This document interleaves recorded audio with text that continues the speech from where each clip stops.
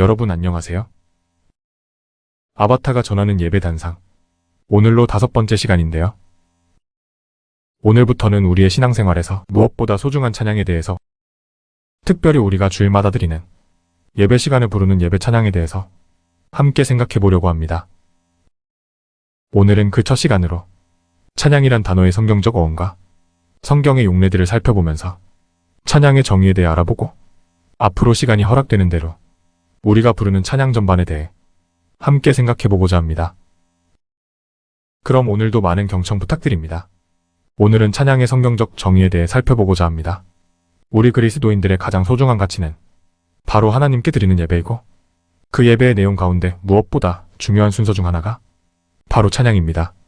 수많은 성경 말씀에서 하나님은 우리의 찬양을 받으시는 것을 기뻐하시며, 또 우리 하나님은 우리 찬양 중에 임재하신다고 선포합니다.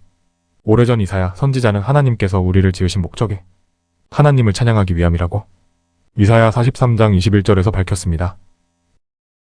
또 시편 기자에 따르면 모든 나라와 모든 만민들이 해 돋는 데서부터 해 지는 데까지 하나님을 찬양하고 찬송하는 것이 선하고 아름답고 마땅한 일이며, 모든 호흡이 있는 자마다 여호와를 찬양하라고 노래하였습니다.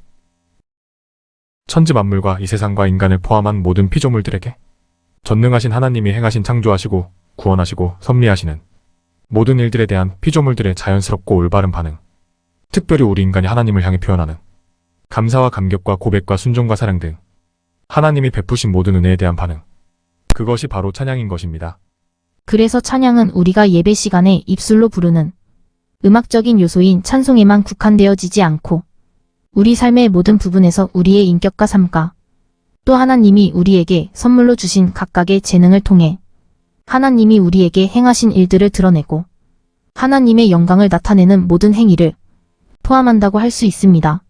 그래서 노래나 악기 연주와 같은 음악적인 재능을 가진 사람만 찬양하는 것이 아니라 음악, 미술, 운동, 남다른 손재주들 등 숙한 말솜씨, 온유한 인품, 이웃을 불쌍히 여기는 긍휼함, 명철한 두뇌 성실함, 정서적 공감 능력, 남다른 분위기 파악, 건강한 체력, 끈질긴 인내력, 기타 등등 하나님이 우리를 창조하시면서 허락하신 모든 것으로 하나님을 찬양할 수 있음을 우리는 먼저 기억해야 할 것입니다. 찬양에 관해 다뤄야 할 내용들이 너무나 많지만 오늘은 첫 시간으로 성경에 나타난 찬양의 어원적 정의를 먼저 살펴보려 합니다. 먼저 구약에 사용된 찬양이란 의미로 사용된 단어들 중 그 첫째는 하나님을 향한 경배의 의미가 담겨있는 바라크란 단어로 구약 성경에서 가장 많이 사용되었고, 이 단어는 무릎을 꿇다, 축복하다, 송축하다, 찬양받다, 축복받다 등의 의미를 가집니다. 두 번째는 우리가 일반적으로 할렐루야라고 부를 때 할렐과 같은 강조형 동사인 할랄인데, 송축하다, 자랑하다, 찬송하다 등의 의미로 시편에서 많이 사용되었습니다. 다음으로는 야다라는 단어인데, 일반적으로 두 손을 높이 들고 감사함으로 경배하다는 뜻을 가지며, 두 손을 높이 든다는 뜻과 함께 하나님께 경배, 찬양, 감사 등을 표현할 때 많이 쓰인 예배의 행위를 나타내는 단어이기도 합니다. 그 외에도 많이 사용되지는 않았지만 노래하다, 칭찬하다 등의 뜻을 가진 데일라, 학기의 줄을 퉁기다, 노래하다, 찬양하다 등의 뜻을 가진 자마르, 외치다, 큰 소리로 말하다, 칭찬하다 등의 뜻을 가진 샤바흐 등이 있습니다. 이어서 신약 성경에서 찬양의 의미로 사용된 헬라어 단어들은 먼저 일반적으로 찬양과 찬미의 뜻으로 사용되는 아이네시스, 아이노스, 아이네오가 있는데, 아이네시스는 아이네오에서 나온 단어로 찬양과 찬미의 뜻이고, 아이노스는 찬양과 찬미를 뜻하며, 아이네오는 아이노스에서 유래된 말로 찬양하다, 찬송하다, 찬미하다 뜻으로 사용되어졌습니다. 독사조라는 단어도 있는데, 일반적으로 독사는 영광으로, 독사조는 영광을 돌리다로 사용되지만 때로는 찬양 또는 찬양하다로 번역되기도 합니다. 명사로서 칭찬, 찬양, 찬미, 찬송 등의 뜻을 가지는 에파이노스, 동사로 사용된 에파이네오도 있고요. 칭찬, 찬양, 축복, 복, 연보, 많음, 찬송의 뜻을 가진 율로기아와 그에서 파생되어 칭찬받는, 축복받은, 찬송받을, 찬송할, 찬양을 받음 등의 뜻을 가진 율로게토스란 단어도 있습니다.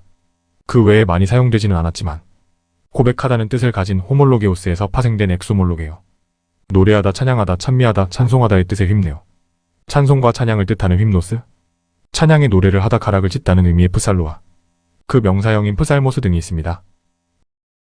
이상과 같이 성경에 나타난 찬양의 용어들을 정리해보면 결국 찬양은 거룩하신 하나님의 영광과 명예와 영예를 드러내고 영화롭게 하며 칭찬하고 축복하고 그의 행하심에 감사하며 노래하고 위대함을 선언하고 크게 나타내며 하나님의 행하신 모든 일에 대해 칭송하고 영광을 드러내는 행위라고 말할 수 있겠습니다.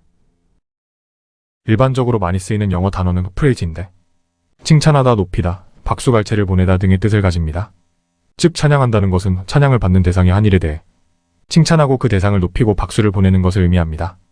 이렇게 찬양이란 단어의 성경적인 의미를 살펴보니 찬양의 본질적인 의미가 우리가 지난 시간까지 살펴보았던 예배의 본질과 상통하는 것을 알게 됩니다.